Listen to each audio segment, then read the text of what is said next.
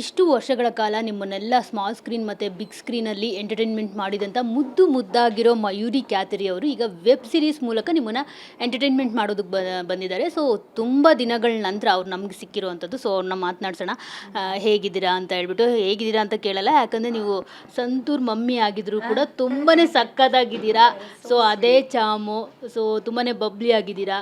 So ನಾನು ಅಂದ್ಕೊಳ್ತಾ ಇದ್ದೆ ಯಾವುದೇ ರೀತಿ ಚೇಂಜಸ್ ಇಲ್ಲ ಮಯೂರಿ ಅವರಲ್ಲಿ ಅಂತ ಹೇಳ್ಬಿಟ್ಟು. ಹಿಂದೆ ಹೇಗೆ ಮಾತನಾಡಿಸ್ತಿದ್ರು ಅದೇ ರೀತಿ ಮುದ್ದಾಗಿ ಮಾತನಾಡಿಸ್ತೀರಾ. ಸೊ ಈ ಸಂತೂರ್ ಮಮ್ಮಿ ಸೀಕ್ರೆಟ್ ಏನು? ಸಂತೂರ್ ಮಾಮಿ, ಐ ಥಿಂಕ್ ನೀವು ಅದನ್ನು ರೆಕಗ್ನೈಸ್ ಮಾಡಿ ನನಗೆ ಕಾಂಪ್ಲಿಮೆಂಟ್ ಕೊಡ್ತಿರೋದ್ರಿಂದ I would definitely like to say thank you. ನನಗಿದು ತುಂಬ ಹೇಳ್ತಾರೆ that you know Santoor mummy are all of this. I think a beauty ನಿಮ್ಮ ಕಣ್ಣಲ್ಲಿರೋದ್ರಿಂದ ಬಹುಶಃ ಕಾಣಿಸ್ತಿದೆ ಅಂತ ಹೇಳೋಕ್ಕೆ ಇಷ್ಟಪಡ್ತೀನಿ. ಬಟ್ ಯಾ, ತುಂಬ ಅಷ್ಟು ವರ್ಕ್ ಕೂಡ ಮಾಡ್ತೀನಿ. ಲೈಕ್ ಸೇ ಯೋಗ ಮಾಡ್ತೀನಿ, ಮೆಡಿಟೇಷನ್ ಮಾಡ್ತೀನಿ, ಎಲ್ಲ ಧ್ಯಾನ ಇದರಲ್ಲೆಲ್ಲ ತುಂಬ ಇತ್ತೀಚೆಗಂತೂ ತುಂಬ ಅಳವಡಿಸ್ಕೊಬಿಟ್ಟಿದ್ದೀನಿ. ಹಾಗಾಗಿ ಬಹುಶಃ ಅದು ಎದ್ದು ಕಾಣುತ್ತೆ. ನನಗೆ ನೋಡಿದಾಗ ನೆನಪಾಯಿತು ಸಂತೂರ್ ಮಮ್ಮಿ. ಅಫ್ಕೋರ್ಸ್ ಸಂತೂರ್ ಅಲ್ಲ, ನಮ್ಮ ಮೈಸೂರು ಸ್ಯಾಂಡಲ್ ಸೋಪ್ಗೆ ನೀವು ಅಂಬಾಸಿಡರ್ ಆಗ್ಬೋದಿತ್ತು ಅಂತ. ಹಾಗೇ ಆಗಲಿ, ನಿಮ್ಮ ಬಾಯಾರಿಕೆಯಿಂದ ಹಾಗೇ ಆಗಲಿ. ತುಂಬ ಜನ ಇದ್ದಾರೆ. Yes yes absolutely. ಈಗ ರಾಕ್ಷಸ ತುಂಬ ದಿನಗಳ ನಂತರ ನಿಮ್ಮನ್ನ ಸ್ಕ್ರೀನಲ್ಲಿ ನೋಡ್ತಾ ಇರೋವಂಥದ್ದು. ಸೊ ನೀವು ಇಷ್ಟಪಡುವಂಥ ರೋಲ್ ನಿಮ್ಮನ್ನು ಆಯ್ಕೆ ಮಾಡ್ಕೊಂಡು ಬಂದಿದೆ ಅಂತಲೇ ಹೇಳ್ಬೋದು. ಯಾಕಂದರೆ ನೀವು ರಿಯಲ್ ಕ್ಯಾರೆಕ್ಟರಲ್ಲಿ ಈ ಥರದ್ದೊಂದು ರೋಲ್ನ ಪ್ಲೇ ಮಾಡಿಬಿಟ್ಟಿದ್ದೀರಾ ಆಲ್ರೆಡಿ. ಸೊ ಈ ಒಂದು ರೋಲು ಪಾತ್ರ, ಒಂದು ಗೃಹಿಣಿ ಪಾತ್ರ ಎಷ್ಟು ಹತ್ತಿರ ನಿಮಗೆ ಅಂತ?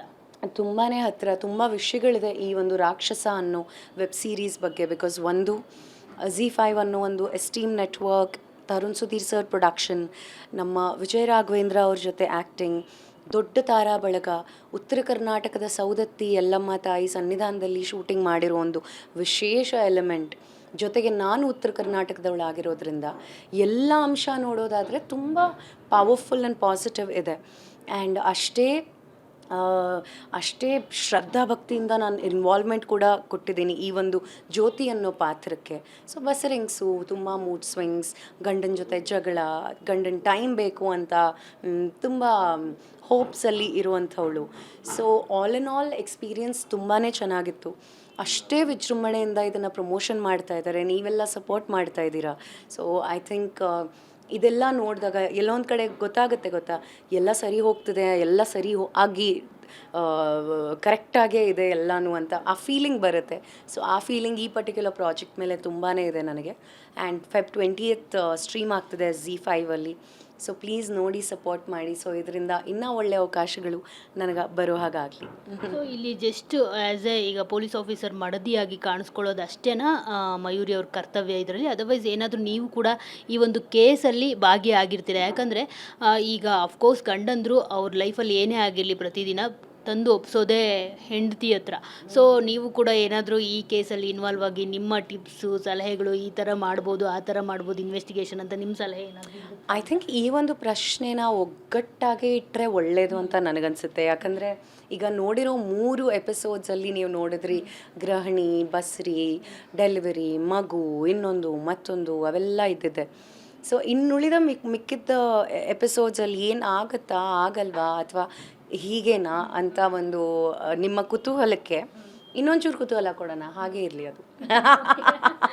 ನನಗೆ ಇನ್ನೊಂದು ತುಂಬ ವಿಮೆನ್ಸ್ಗೆ ಇದು ಒಂದು ರೀತಿ ಕನೆಕ್ಟ್ ಆಗುತ್ತೆ ಈ ಒಂದು ವೆಬ್ ಸೀರೀಸ್. ಯಾಕಂದರೆ ಸವದತ್ತಿ ಸ್ಟೇಷನ್ನಲ್ಲಿ ನಡೀತಿರುವಂಥದ್ದು, ನೀವು ಸವದತ್ತಿ ಯಲ್ಲಮ್ಮ ಸನ್ನಿಧಾನದಲ್ಲಿ ನಡೆದಿರೋದು ಇದೆಲ್ಲ ಶೂಟಿಂಗ್ ಅಂತ ಹೇಳಿದ್ರಿ. ಜೊತೆಗೆ ಈ ಪೊಲೀಸ್ ಆಫೀಸರ್ ಒಂದು ಮಾತು ಹೇಳ್ತಾರೆ, ಚೆನ್ನಾಗಿ ತಿನ್ನು ಟೈಮ್ ಟು ಟೈಮ್ಗೆ, ನಮಗೆ ಹೆಣ್ಮಗು ಚೆನ್ನಾಗಿ ಹುಟ್ಟಬೇಕು ಅಂತ ಹೇಳ್ಬಿಟ್ಟು. ಸೊ ಎಲ್ಲೋ ಒಂದು ಕಡೆ ಒಂದು ಮೆಸೇಜ್ ಕೂಡ ಇದೆ, ಹೆಣ್ಣು ಮಕ್ಳಿಗೆ ಜಾಸ್ತಿ ಈಗ ಎಲ್ಲರೂ ಆಸೆ ಪಡ್ತಿರುವಂಥದ್ದು, ನಮ್ಗೆ ಹೆಣ್ಮಗುನೇ ಬೇಕು ಅನ್ನೋದನ್ನು ತೋರಿಸುತ್ತೆ. ಸೊ ಒಂದು ರೀತಿ ಒಂದೊಳ್ಳೆ ಮೆಸೇಜ್ ಕೂಡ ಅಂತ ಅನ್ನಿಸ್ತು ನನಗೆ. ಡೆಫಿನೆಟ್ಲಿ ಐ ಥಿಂಕ್ ಇತ್ತೀಚೆಗೆಲ್ಲ ಇಫ್ ಯು ಆಸ್ಕ್ ಮೀ, ನನಗೆ ಯಾವಾಗಲೂ ಹೆಣ್ಣುಮಗು ಅಂದರೆ ನಮ್ಮ ಅಕ್ಕಂಗೆ ಅವಳಿ ಚವಳಿ, ಒಂದು ಗಂಡು ಒಂದು ಹೆಣ್ಣು, ವಿಹಾನ ವಿವಾನ್ ಅಂತ. ಸೊ ವಿಹಾನ ವಿವಾನ್ ಮೇಲೆ, ಆರವ್ ಮೇಲೆ ಇರೋಷ್ಟು ಪ್ರೀತಿ ಇದೆ. ಬಟ್ ಒಂದು ಹೆಣ್ಣು, ಒಂದು ಪುಟ್ಟ ಹೆಣ್ಣು ಕೂಸು ಅಂತ ಅಂದರೆ ಅದರದ್ದು ಫೀಲಿಂಗೇ ಬೇರೆ. ಅದು ಹೆಣ್ಣಾಗಿ ನಾವಿದ್ದಾಗ ಬಿಕಾಸ್ ಐ ಥಿಂಕ್ ಹೆಣ್ಣಿಲ್ಲದೆ ಪ್ರಪಂಚನೇ ಇಲ್ಲ ಅಲ್ವಾ. ಸೊ ಹಾಗಾಗಿ ಈ ಒಂದು ವಿಷಯದ ಬಗ್ಗೆ ನೀವು ಮಾತಾಡಿರೋದ್ರಿಂದ ಇದ್ರ ಮೂಲಕ ಎಲ್ರಿಗೂ ಹೇಳೋದಿಷ್ಟೇ. ಐ ಥಿಂಕ್ ಜೆಂಡರ್ ಇಕ್ವಾಲಿಟಿ ಅನ್ನೋದು ಆಲ್ರೆಡಿ ಆಗಿಬಿಟ್ಟಿದೆ. ಈಗ ಯಾರೂ ನಾನು ಗಂಡು ನಾನು ಹೆಣ್ಣು ಅನ್ನೋ ಒಂದು ಗರ್ವ ಅನ್ನೋದು ಯಾರಿಗೂ ಇಲ್ಲ. ಬಿಕಾಸ್ ಎಲ್ಲ ಹೆಣ್ಣಲ್ಲೂ ಒಂದು ಮ್ಯಾಸ್ಕ್ಯುಲೈನ್ ಆ್ಯಂಡ್ ಫೆಮಿನೈನ್ ಎನರ್ಜಿ ಇರುತ್ತೆ. ಹಾಗೆ ಗಂಡು ಮಕ್ಕಳಲ್ಲೂ ಎಲ್ಲೋ ಒಂದು ಕಡೆ ಒಂದು ಫೆಮಿನೈನ್ ಎನರ್ಜಿ ಇರುತ್ತೆ. ಸೊ ಅದನ್ನು ಎಕ್ಸೆಪ್ಟ್ ಮಾಡಿಕೊಂಡು ಎಲ್ಲರೂ ಪೀಸ್ ಔಟ್ ಮಾಡಿಕೊಂಡು ಜೆಂಡರ್ ಇಕ್ವಾಲಿಟಿಯಲ್ಲಿ ಬದುಕೋದೇ ನಮ್ಮ ಧರ್ಮ ಅನ್ನೋದು ನಾನು ಹೇಳೋಕ್ಕೆ ಇಷ್ಟಪಡ್ತೀನಿ.